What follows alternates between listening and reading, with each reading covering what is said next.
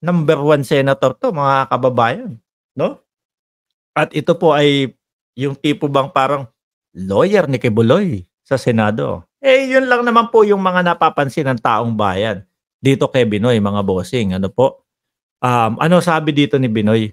"Ang hinihingi namin." Kasi talagang kawawa na po si Otabs, eh, mga bossing, eh. Talagang si Senator Pancher po, eh, naku, loyalista, hindi iboboto si Senator Pancher. Ang mga government supporters kagaya po natin mga kababayan, malabo din po nating iboto si Senator Pancher.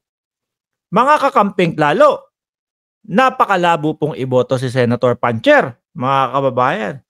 Tapos ngayon naman po mga bossing, dahil po 'no, dun sa nakikita nilang naku 'pag das who, oh, kay Juan Miguel Zubiri, mga kababayan, dating Senate President po, 'no? Eh, pati po mga DDList, DDS, ano ba 'yan? Jordan, wag mo nga sa'king ano, lagi mong si Jordan kasi mga kababayan kapag nagta-type 'yan, "Boss Mark, eto DDS yung ano natin ganito." Ang laging tina-type DDList. Ako tuloy nahahawa na ako na DDList yung tinatawag sa kanila. Eh, mababait naman 'yan 'pag tulog. Po, o pati yung mga DDS tinatalikuran na po si Bato. Eh, alam ko isang dahilan diyan mga kababayan si Maharlika din po, eh, 'no? Si Maharlika din po mga bossing.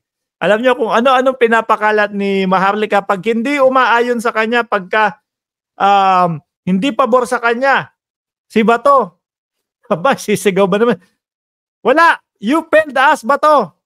Naku, hindi ka na namin pagtitiwalaan." So ayun po mga kababayan, yung mga DDS gagaya naman po. Diyos ko po, saan nakukuha ng boto itong si Bato sa 2025? Mga bossing, lahat na po ng side, eh, wala, eh. O eto na po, Senator Robin Padilla to the rescue. Ano po, siguro mako-convince ko itong mga DDS na ito, 'no, kasi nauuto ko itong ay, kayo maingay, huwag kayong nagsasalita ng uto-uto yung mga DDS. Magagalit sa inyo 'yan. Sasabihin 'yan sa comment section, 'no? Wag kang dadayo dito sa amin, ha. Yung tipo bang, kala mo yung idol na din nila, eh. Parang laging tetegi ng tao kapagka hindi ano sa kanila pabor, ano? So, ang hinihingi namin, 'wag naman masyadong kawawa naman si Bato.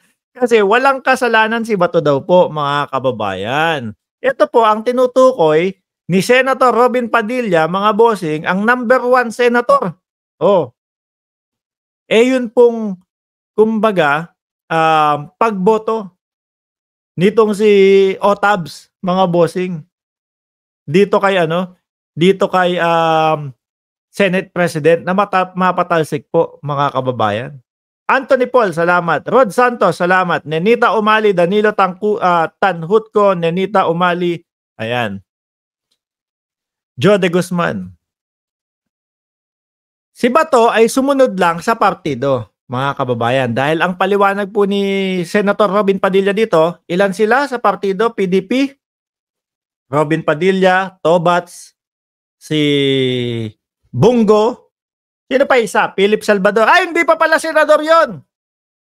Sa 2025 pa pala, kakandidato. Pero hindi alam natin kung magiging senador po, mga kababayan. Sino pa yung isa? O, ulitin ko. Si Binoy, si Otabs, si Bungo. Sino pa ba yung isa? 4 yung binanggit, eh. Ano po? So ngayon, nagdesisyon daw po silang 3 na sipain nga daw po itong si Juan Miguel Zubiri. Si Tolentino! O si Tol, na lumipat. Di ba lumipat na si Tol? Partido Federal ng Pilipinas na, mga kababayan. Pero mukhang hindi pa din kaya ni Tol, no? Na makuha ulit yung tiwala ng taong bayan. Kasi iniisip ng taong bayan, tumalon lang yan. Kasi nararamdaman niya, nanganganib ang PDP. Oh.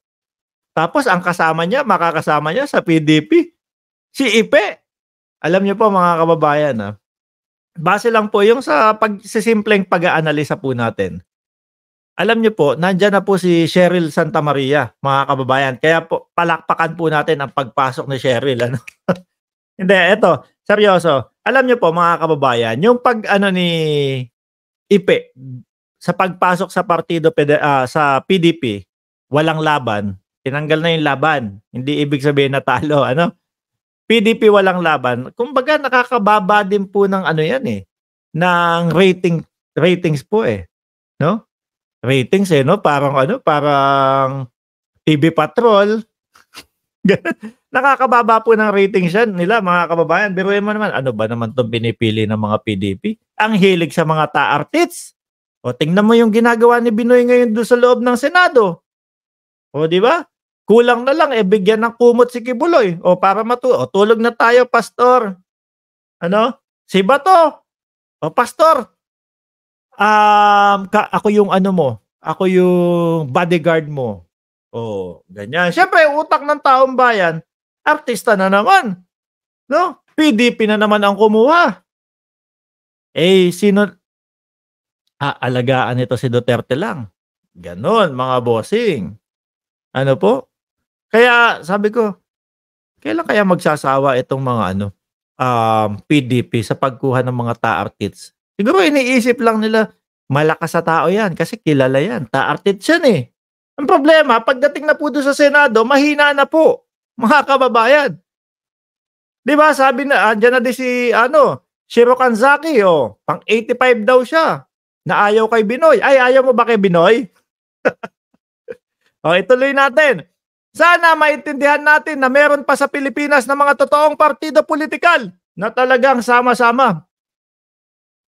Ayan. So, ibig sabihin, mga kababayan, ayaw bumoto ni Bato, kaso, partido sila.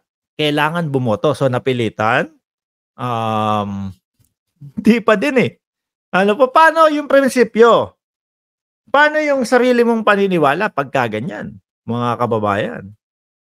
Di po ba? Oh, kaya naiyak siguro si Bato. Hindi ko na alam kung saan ako pupunta dito, kaliwa, kanan, o wala na. O baka uwi na nga po ng Davao, mga bossing. 'Di ba? Sa aming block, di pwedeng maghiwa-hiwalay, eh, hindi pwede 'yan. Paano kung iba yung paniniwala nung isa? Eh, kailangan 'di ba mga kababayan? Kailangan, kumbaga, maintindihan nila, magrespetuhan sila. Pero 'pag hindi, majority win, wala. Yang boto ng lahat, kaya nang kinausap namin si Bato, wala siyang magawa. Oh, 'di ba? Kailangan mamili siya, kanyang partido o matatawag nating pakikisama kay SP Migs Zubiri. O so sa madaling salita, mga bossing, mukhang naiiwan na lang si Bato.